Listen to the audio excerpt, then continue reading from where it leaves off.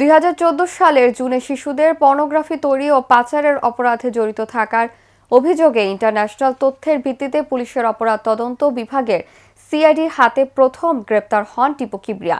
তখন এই ঘটনা নিয়ে বেশ তোলপাড় হয়।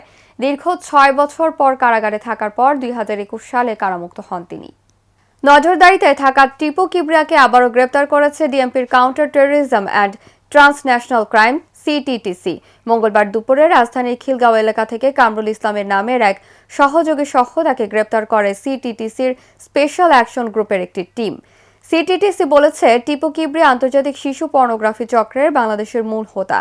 তার বাসা থেকে ক্যামেরা, পিসি, ক্লাউড স্টোরেজ থেকে প্রায় 25,000-এর মতো শিশু পর্নোগ্রাফির উদ্দেশ্যে তোলা ছবি ও 1,000-এর মতো ভিডিও কন্টেন্ট পাওয়া গেছে। শিশু পর্নোগ্রাফির ভুক্তভোগী শিশুরা সবাই ছিন্নমূল পথশিশু। বুধবার দুপুরে ডিএমপির মিডিয়া সেন্টার আয়োজিত এক সংবাদ সম্মেলনে এসব তথ্য জানান ডিএমপির অতিরিক্ত কমিশনার ও সিটিটিসির প্রধান মোহাম্মদ আসাদুজ্জামান।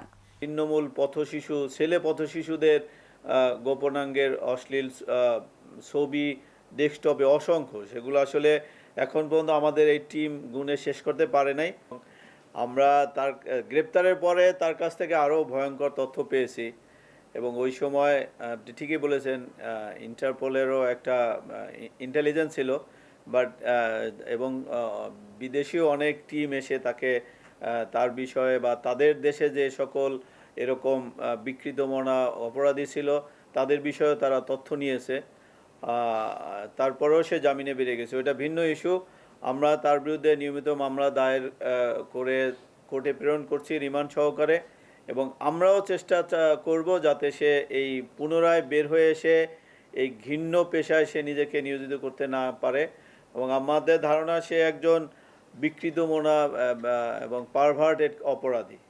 এই ধরনের অপরাধ সে আগেও করেছে এবং যাতে পুনরায় সে এই কাজে নিয়োজিত করতে না পারে সে বিষয়ে আমরা আমাদের সব আইনগত প্রচেষ্টা অব্যাহত রাখব।